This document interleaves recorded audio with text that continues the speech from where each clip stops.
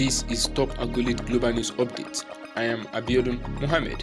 Ukraine has reported the destruction of multiple Russian cruise missiles as they were being transported by rail to Russia's Black Sea Fleet in Crimea.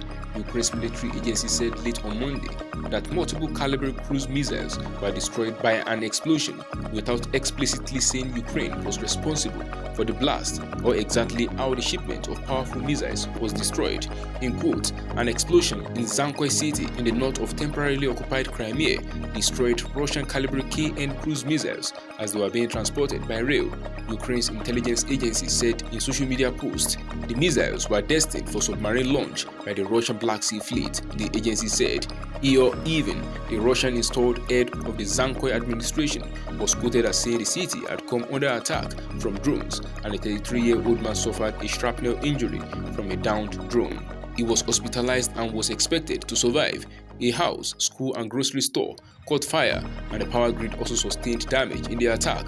Russia's state-owned news agency TASS quoted Ivan as saying on the local Crime 24 TV channel, the Russian-appointed governor of Crimea, Sergei Aksenov, said on social media that anti-aircraft weapons were fired in the vicinity of Zankoy, where Ukraine's intelligence agency said the cruise missiles were destroyed. Aksenov said falling debris injured one person and damaged a home as well as a store.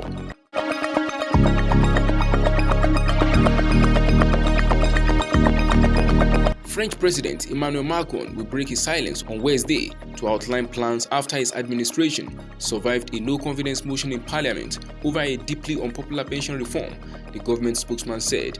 More than 200 people were arrested across the country on Monday evening, police said, after spontaneous protests broke out hours after Macron's government narrowly survived the parliamentary vote. The failure of the vote will be a relief to Macron. Had it succeeded, it would have sunk his government and killed the legislation, which is set to raise the retirement age by 2 years to 64.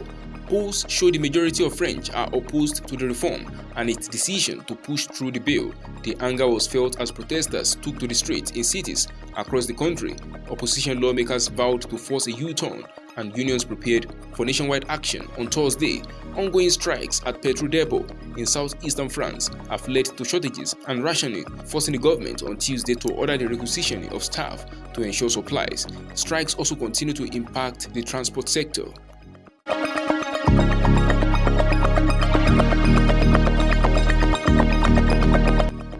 Workers erected barricades around a Manhattan courthouse on Monday as New York City braced for a possible indictment of Donald Trump over an alleged hush money payment to porn star Stormy Daniels during his 2016 campaign. It would be the first ever criminal case against any US president. On Saturday, Trump urged followers on social media to protest what he said was his looming arrest.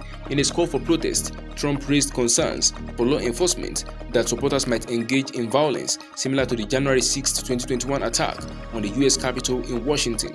Fearing the trap, however, several far-right grassroots groups have opted not to heed his call. Security analysts said a grand jury which heard further testimony on Monday could bring charges as soon as this week. Trump, who is seeking the Republican nomination for the White House again in 2024, had predicted he would be arrested on Tuesday.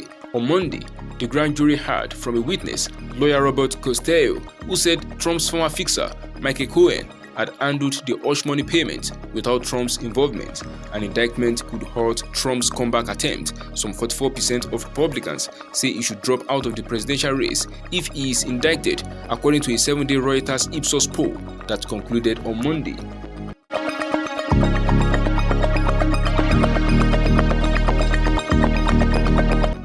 Sri Lanka's president has said that the International Monetary Fund (IMF) has approved its request for a $2.9 billion bailout, and the country's presidency said the program will enable it to access up to $7 billion in overall funding.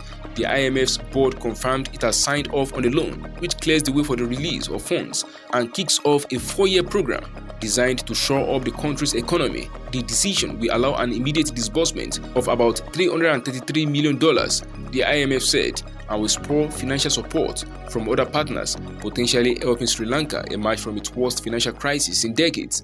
But IMF Managing Director Kristalina Georgieva warned that Colombo must continue pursuing tax reform and greater social safety net for the poor and rein in the corruption that has been partly blamed for the crisis. The country defaulted on its foreign debt in April 2022 as it plunged into its worst economic downturn since independence because of a major shortage of foreign currency reserves. The Indian Ocean nation of around 22 million people ran out of cash to finance even the most essential imports, leading to widespread social unrest. That is the size of top accurate global news updates. You can follow us on our social media platforms as displayed on your screen. Happy Tuesday!